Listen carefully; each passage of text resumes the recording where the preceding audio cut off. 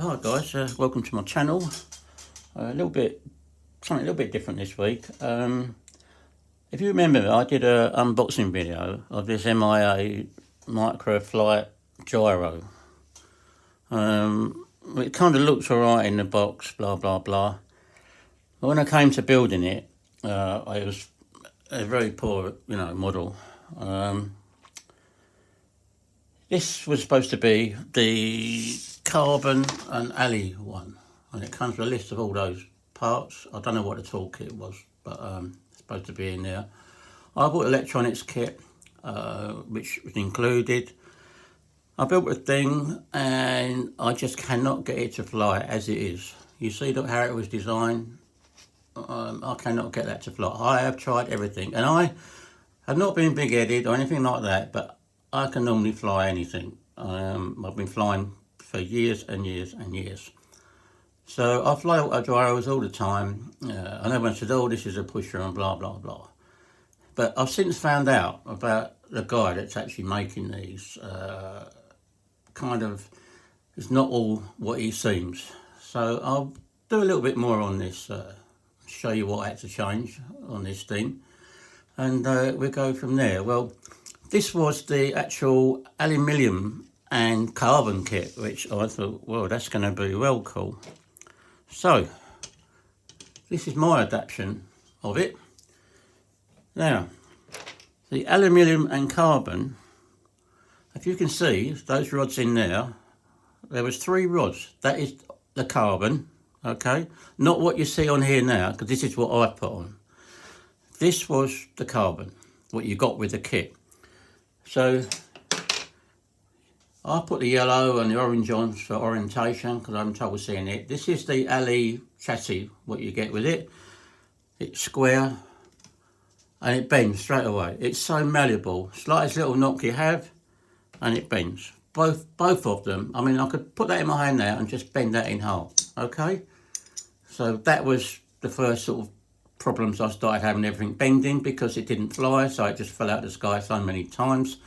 It was just a disaster. So I've actually joined a Facebook group now, and they've been really helpful on autogyros, and they've told me a lot of tricks, and they also told me about this guy as well, who's kind of not really what he seems. I don't know where he gets his designs from, but I've got a good idea. But it was completely wrong. The hang angle was wrong. There should be a thrust line. So if you hang this up by this prop nut here, it should hang perfectly straight. So I've got like a cable and I put it up to one of my helis, and now I've got it balancing dead straight with the blades on. In order to do that, I've had to move this motor down, probably about 10 mil.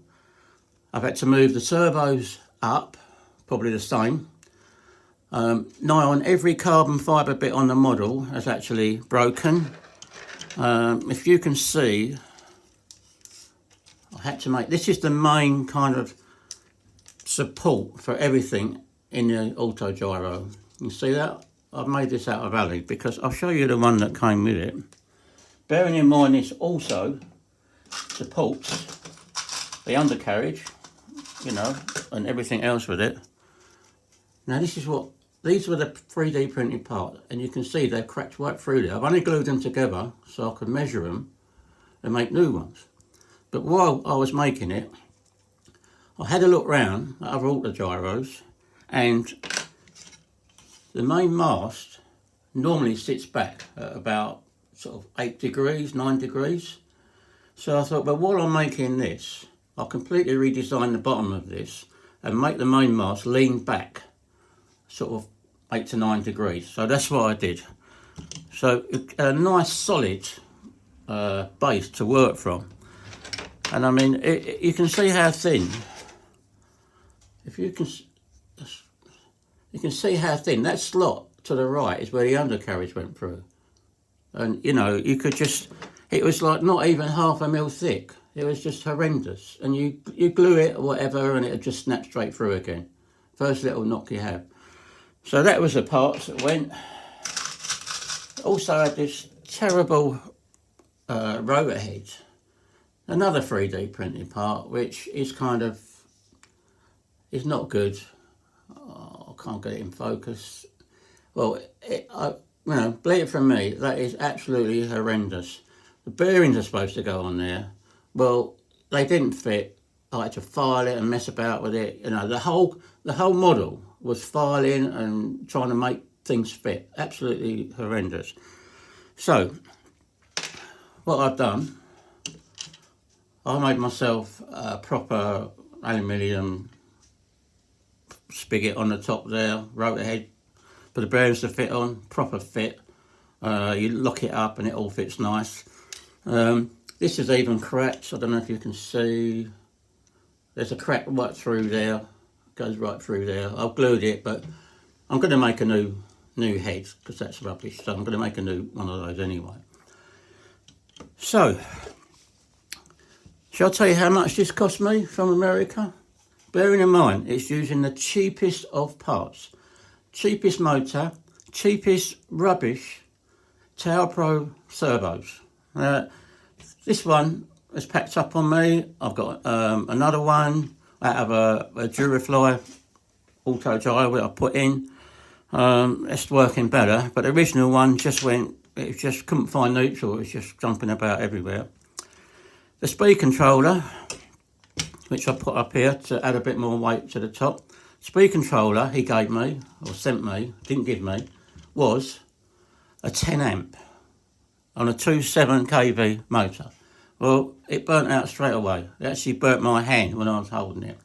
So I'll get back to him and he says, oh, I'm going to send you another one, blah, blah, blah, this, that and the other, but nothing. Just sending me videos of how this Autogyro flies, which are like a couple of seconds long. Well, I flew mine for a couple of seconds and then it just dived into the ground. So maybe I'm a rubbish pilot.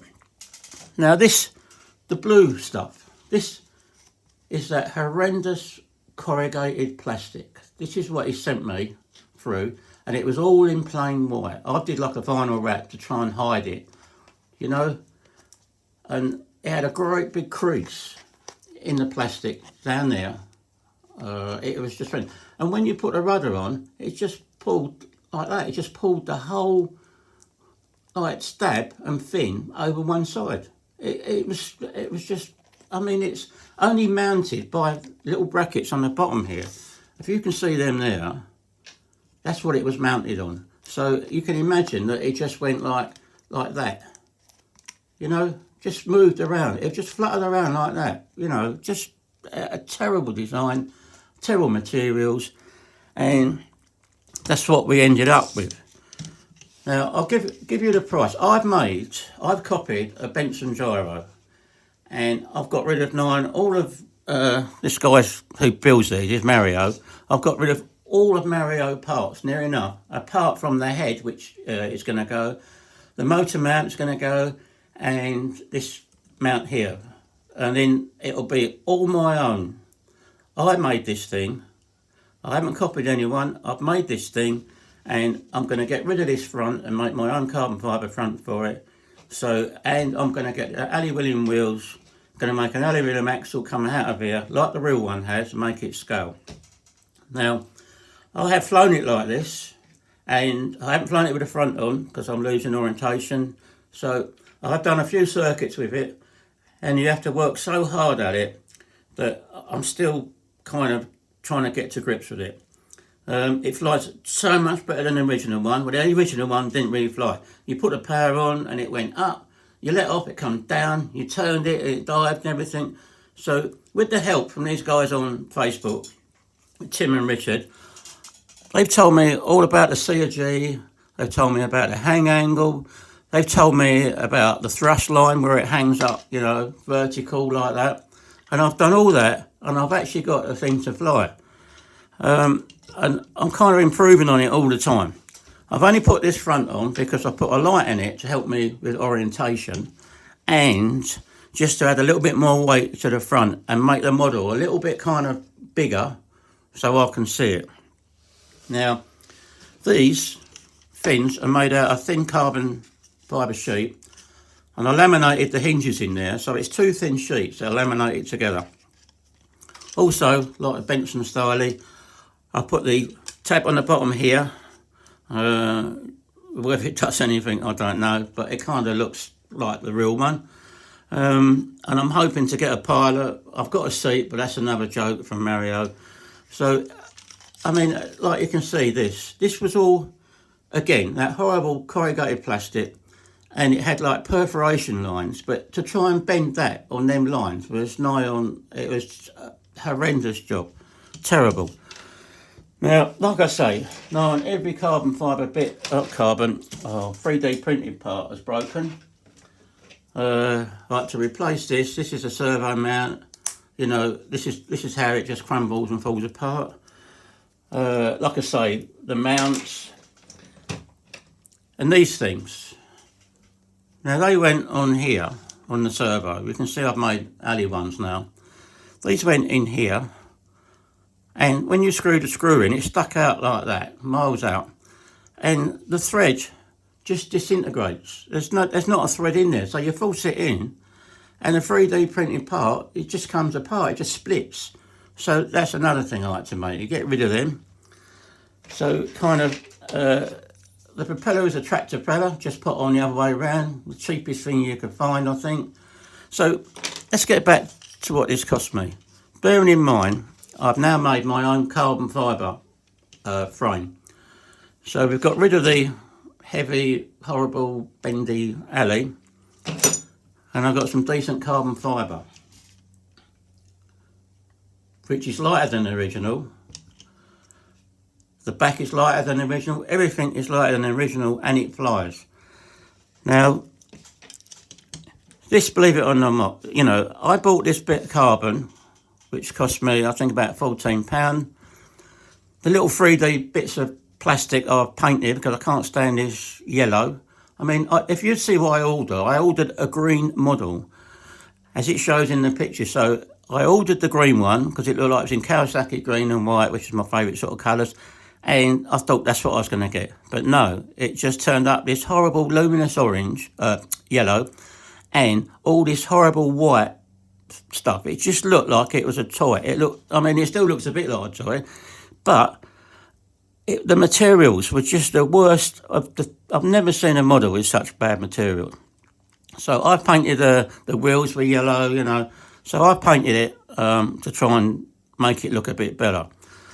So at the moment, I've got a lot of my own design stuff on here, and I have had quite good results with it. I'm not saying it's perfect, but it's a sort of a learning process for me because I'm new to autogyros, especially pushers. I've got a Robbie Whopper, which I love flying. I've got the Super G, Hobby King, and I've got Duraflies, which they are absolutely lovely, a dream to fly. Excuse me. But this, you struggle with it, but I'll never give up. I will keep trying till I get this, you know, flying right. Now, bear in mind, I've just told you about the cheapest of parts. I mean, he never did replace the ESC. I've had to put my own ESC on it, replace one of the servos. Bear in mind that this model cost me £350 posted. I think it's from Los Angeles. £350. You know, when I started looking through the box, thinking, well, where's the carbon? You know, why is everything I've got to file and fit it and a terrible, you know, finish? It was everything on it. You know, I've not got a good word to say about the original Autogyro. It just looked terrible, it flew terrible, and it cost me £350. Now, for that money, I thought I was getting something kind of quite decent. I didn't realise how small it was, but I thought it was a good model. And I saw the little clips, but as I've looked through YouTube, there is very little clips of these things flying. I mean, I've got a video of it flying, but it don't look very nice because it's going up and down, up and down, up and down until it crashes. Now, I've kind of changed this whole design, say, with the help from the group, and I think this is going to be, looks like it's going to be quite good because it's balancing right, it's hanging right, everything on it. And now it's a bit longer, and I've got an LED in the front so I can see where it's going. So, kind of, this is the other thing. Again, that was bright yellow. Now this is what for the front wheel steering, and when you do it up, it just cracks in half. So that's a waste of time. So I've got to make my own alley steering up. Various other parts on it, everything really, everything great. Oh, and the screws. The screws are kind of this silver.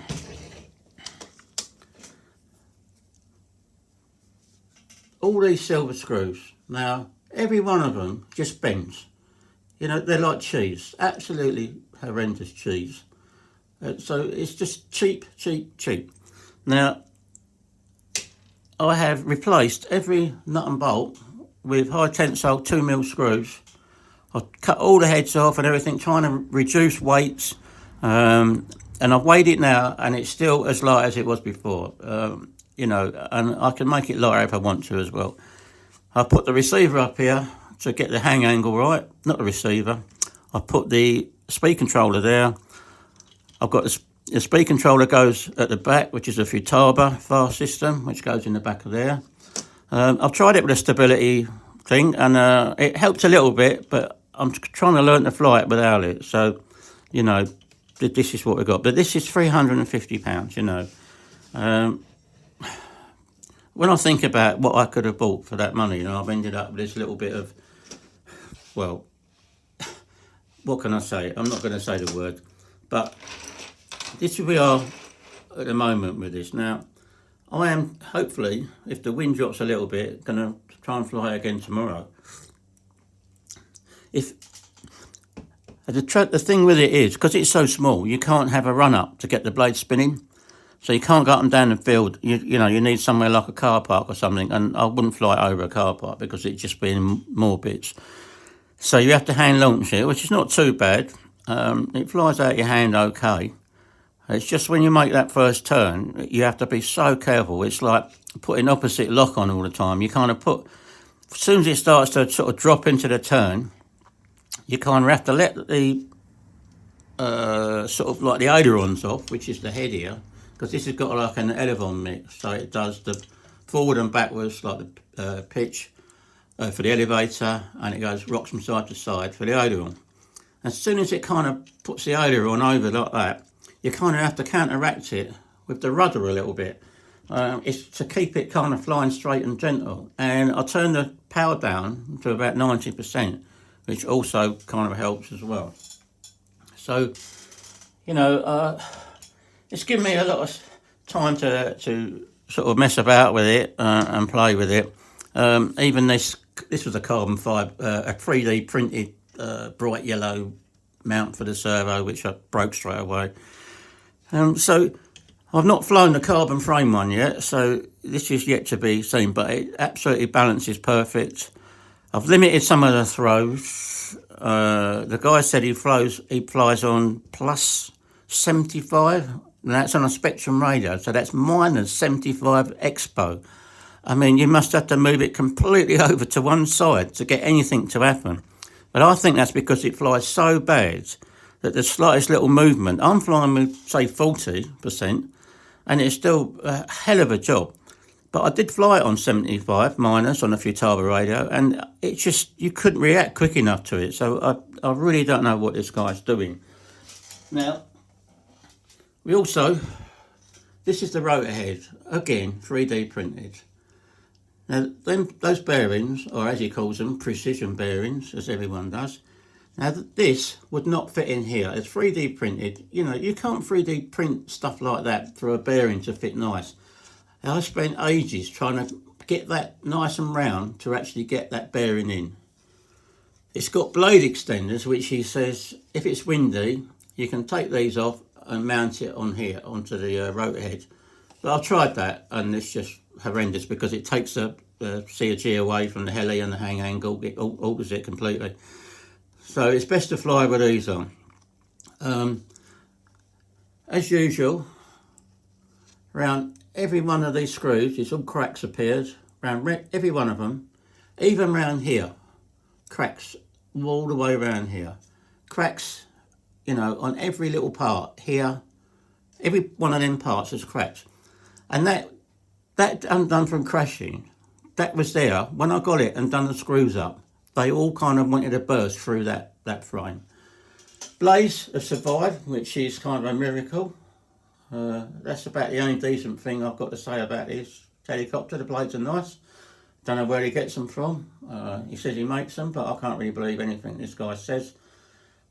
So if you're thinking about getting one of these, the answer is don't, because it's just not worth the heartache and the aggro. You know, maybe he's got his followers, I don't know, but you know, when you get stuff like this, you know, it's cheap as chips, and he charges you over £300 and £50 postage.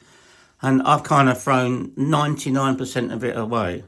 And all I'm using now is this front bikini bit, just so I can fit a bit longer. But I'm telling you, that will not stay on there. I don't want anything of this guy on this Autogyro. I'm going to make it my own. So that's where we are with that, guys. Rant over. I do like a rant. But yeah, you know, I think it looks better now. I wish I'd a picture of it, of how it was, because it was all, if you can imagine all that on there, all flopping around and whatever, it was just terrible. I've now got a rudder that actually, like, you know, turns lovely. It just, you know, it's a proper model, not a linking made out of corrugated plastic. So that's where we are with that. I don't know if you can see my boat engine in the back there. I think the last video I did on this, I'd made a pull start for it, which works really well. But as soon as I put it in a boat, the ignition packed up. And I've been fighting, as I always seem to have to do with Sterling kit, to get another ignition unit. I've tried one out of one of my aircraft radios, and it fires, but it won't run. Someone says the timing's different or whatever. I bought a new sensor, blah, blah, blah. But it won't run. So I've been on at Sterling kit, mail after mail. It's always the week of the Dragon, or the week of the Dragon canoe race, or the week of the Dragon holidays, or something like that. So it's very hard to kind of get to them.